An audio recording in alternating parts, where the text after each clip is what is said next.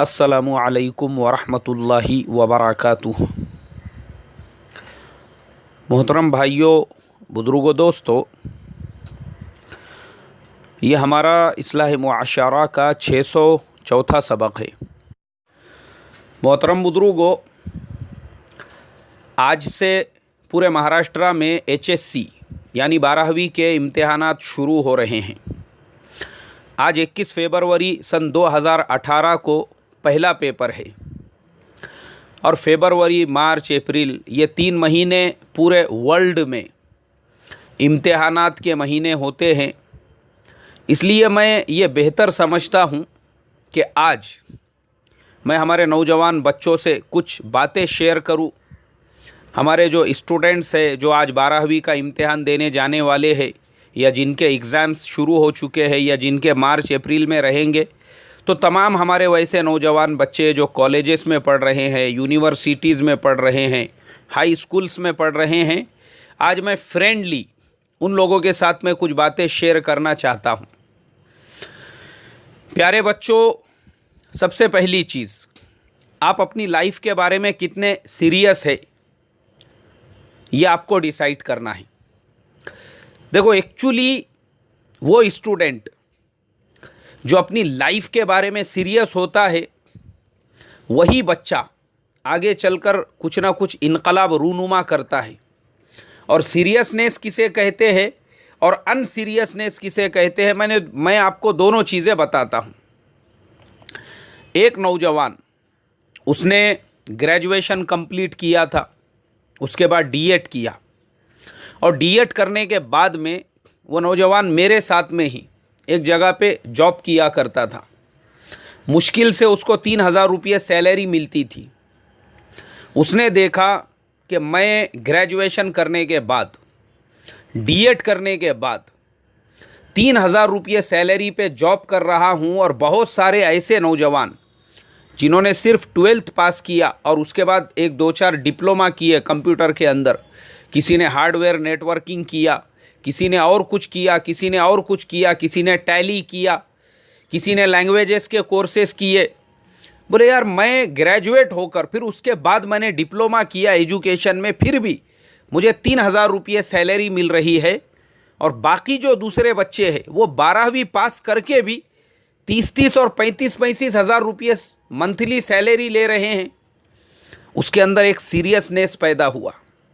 उसने क्या किया, उसने भी जाकर टैली का एक कोर्स, उसके अंदर एडमिशन ले लिया, टैली कंप्लीट किया और वो कंप्लीट करने के बाद, चूंकि वो बच्चा ऑलरेडी ग्रेजुएट था कॉमर्स से, एक जगह पर उसने जॉब के लिए अप्लाई किया। बोले देखो, मैं आपके यहाँ पे अकाउंटेंट का काम करना चाहता हूँ। कंपनी ने कहा बहुत अच्छी बात है। उसको जहाँ पे वो मेरे साथ में काम करता था 3,000 रुपये सैलरी मिलती थी, कंपनी ने उससे डबल यानी 6,000 सैलरी के अंदर उसको अपने यहाँ पे अकाउंटेंट बोलकर रख दिया। अब वो नौजवान बच्चा फिर भी रुका नहीं, क्योंकि अपनी लाइफ को लेकर वो सीरियस था। उसने कहा ये मेरी मंजिल नहीं है, 3,000, 6,000, 10,000, 20,000। उसके बाद जॉब करते हुए वो और दूसरे कोर्सेस करने लगा और उसने अपना जो एजुकेशन था, ग्रेजुएट तो ऑलरेडी था, उसको पोस्ट ग्रेजुएशन के लिए आगे की तालीम उसने जारी रखा।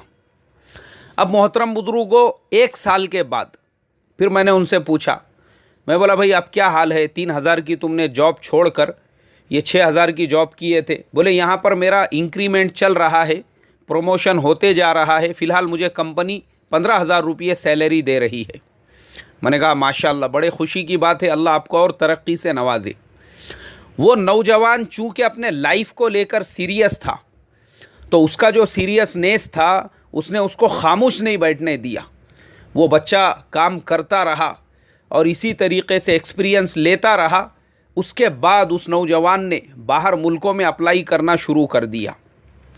मोहतरम बुजुर्गों, अब मैं आपको बताता हूँ एक नौजवान जो लाइफ को लेकर सीरियस था और मेरे साथ एक ही कमरे में हम लोग रहते थे, एक ही साथ में खाते थे। 3,000 की जॉब करने वाला आज बाहर एक मुल्क में है और तकरीबन 2.5 से पौने 3 लाख रुपये उसका मंथली पैकेज है, यानी तकरीबन उसको 2.25 लाख रुपये के करीब माहाना वहाँ पर तनख्वाह मिल रही है। वही नौजवान जो मेरे साथ 3,000 की जॉब किया करता था, अगर वो ये सोचता कि बहुत खुशी की बात है, माशाअल्लाह 3,000 रुपये मुझे मिल रहे हैं, मैं कितना खुश नसीब हूँ, और फिर वो यहीं पर जो है चुर चुर के खाता था और मस्त अपना पैर फैला के सोता था, तो मुझे बताओ आज वो जिस मुल्क के अंदर है वहाँ पे एक पूरे डिपार्टमेंट को संभालता है, तकरीबन कई अकाउंटेंट उसके हाथ के नीचे है, और वहाँ पर कंपनी उसको 2.25 लाख रुपये सैलरी दे रही है। मुझे बताओ आप, अगर वो लाइफ को लेकर सीरियस नहीं होता था और अपने वही डीएड के डिप्लोमा को लेकर खुश होता था, तो आज ये तरक्की के मंजिल पर नहीं पहुँचता था। इसे कहते हैं सीरियसनेस। अब अनसीरियसनेस किसे कहते हैं वो भी मैं आपको बताता हूँ।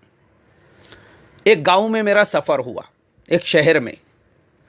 वहाँ पर मेरे एक दोस्त ने कहा, मौलाना बोले ये बेटा है मेरा, इसने एमबीए किया हुआ है, इसके लिए देखो कोई एक आधी अच्छी जॉब देखो। मैंने कहा ठीक है, मसला नहीं है, मैं वो बच्चे से बात कर लेता हूँ, उसको बुलाओ, बच्चा किधर है वो आपका। उन्होंने अपने छोटे बेटे से कहा, बोले बेटे अब्दुल रहमान, देखो तुम्हारे भाई साहब किधर है। उसने कहा अब्बू जी वो अभी सो रहे हैं, और मैं आपको बता दूं उस वक्त में ज़ोहर की अज़ान होने में सिर्फ 15 मिनट बाकी थे। अच्छा उसको उठा के ला, बोल उसको हमारे दोस्त आए हैं मौलाना साहब, वो कुछ बात करना चाहते हैं। अब वो बच्चा गया भाई को उठाने के लिए। अब वो उसको हिला रहा है, उसको उठा रहा है, फिर वापस आके बोल रहा है अब्बू जी भैया उठ नहीं रहे हैं। बोले भैया गोधड़ा ओढ़ के सोए हुए हैं और वो उठना नहीं चाहते। अब अब्बू जी वहीं बैठे बैठे चिल्ला रहे हैं, अरे उसको उठा, पानी डालो रे उसके आंख पे, उसके मुंह पे पानी डालो, उठा उसको, बोलो उसको, ये हमारे दोस्त आए हुए हैं, इनको भी गाड़ी से जाने का है। हाँ क्या लगा के रखा इस बच्चे ने, 1:30 बजने वाले हैं, उठा उसको। उसके बाद फिर और कोई गए वहाँ पर उसको उठाने के लिए, उसको हिलाया जा रहा है। वो जैसे कुंभकर्ण जो है 6 महीने सोता था बोलते, ऐसा सुने हुआ है मैंने, तो वैसा ही वो बच्चा उठने को तैयार नहीं। यहाँ तक कि मस्जिद से ज़ोहर की अज़ान की सदाएं गूंजने लगी। उसके बाद वो हज़रत को खुद उठ के जाना पड़ा, और वो बच्चा हाथ मुंह धोकर जब आया मेरे पास में, उस वक्त तक जमात को मुश्किल से 5 मिनट बचे हुए थे। मैंने कहा ज़रा रुको, अभी नमाज़ पढ़ के आएंगे, उसके बाद बात करेंगे। ज़ोहर बाद बैठे तो पता चला कि बच्चे को डिग्री लेकर तकरीबन 1.5 साल से ऊपर हो चुका है, लेकिन ख़ुद उसके अपने अंदर सीरियसनेस नहीं है कि भाई मुझे जॉब करना है, तो मैं किस तरीक़े से अप्लाई करूं, मैं किस तरीक़े से ऑनलाइन जो है सर्च करूं, फाइंड आउट करूं कौन कौन से कंपनीज़ में मैं अप्लाई कर सकता हूं। उसको ख़ुद को उसके अंदर सीरियसनेस नहीं, और वो सीरियसनेस नहीं होने की वजह से आज उसको 1.5 साल 2 साल का गैप हो चुका है। और मैं आपको बता दूं कि ये जितनी बड़ी बड़ी कंपनीज जो आपको जॉब देती है, जो आपको सर आंखों पर बिठाती है, वो उसी वक्त में जब आप अपना क्वालिफ़िकेशन, आपका एजुकेशन कंप्लीट करने के फ़ौरन बाद में जॉब के लिए अप्लाई करते हैं। जहां आपका गैप पड़ गया, चाहे फिर वो 6 महीने हो, 1 साल हो, 1.5 साल 2 साल हो, उसके बाद में वो लोग एक्सेप्ट नहीं करते, फिर बहुत मुश्किल हो जाता है, फिर बड़ी परेशानियां होती है। बहुत सारे ये जो बीच का गैप है वो आपको भरना पड़ता है कि भाई आपने इतने दिनों में क्या किया। अब वो अनसीरियसनेस की वजह से मैंने देखा वो बच्चा, उसके अंदर खुद सीरियसनेस नहीं। तो ये 2 एग्जाम्पल्स मैं आपको बताना चाह रहा था कि सीरियसनेस, अब आपको ये तय करना है आपको कौन से रास्ते पे, अपनी लाइफ के बारे में आपको सीरियस बनना पड़ेगा कि भाई आगे चलकर मेरा फ्यूचर है, आगे चलकर, क्योंकि देखो अब आज आपके माँ बाप है, ये माँ बाप कब तक है, जब तक आपकी शादी नहीं हो जाती, जब तक आप अपने पैरों पे खड़े नहीं हो जाते। वरना याद रखो, आज आपका ये जो बाप प्यार से, मोहब्बत से, शफकत से अपनी गाड़ी पे बिठा के आपको कॉलेज छोड़ रहा है, अपनी कार में बिठा के आपको कॉलेज छोड़ रहा है, आपके जेब खर्चे के लिए पैसे दे रहा है। जब आप बड़े होकर अपने पैरों पे खड़े हो जाओगे और उसके बाद फिर कुछ काम धंधा नहीं करेंगे, यही आपको लात मार के घर के बाहर निकाल देगा। कि भाई तुम्हारी ज़िंदगी है, तुम चाहे होटल के अंदर जाके कप बशी धो, तुम चाहे गाड़े पर कांदे बटाटे बेचो, तुम चाहे गली मोहल्लों में फिर फिर के भंगार जमा करो, लेकिन हमारे घर में तुम्हारे लिए रहने के लिए कोई जगह नहीं है। इसलिए कि जो वक्त था अपनी लाइफ को सीरियस लेकर स्टडी करने का, मुताला करने का, इम्तिहान की तैयारी करने का, वो वक्त तुमने गंवा दिया।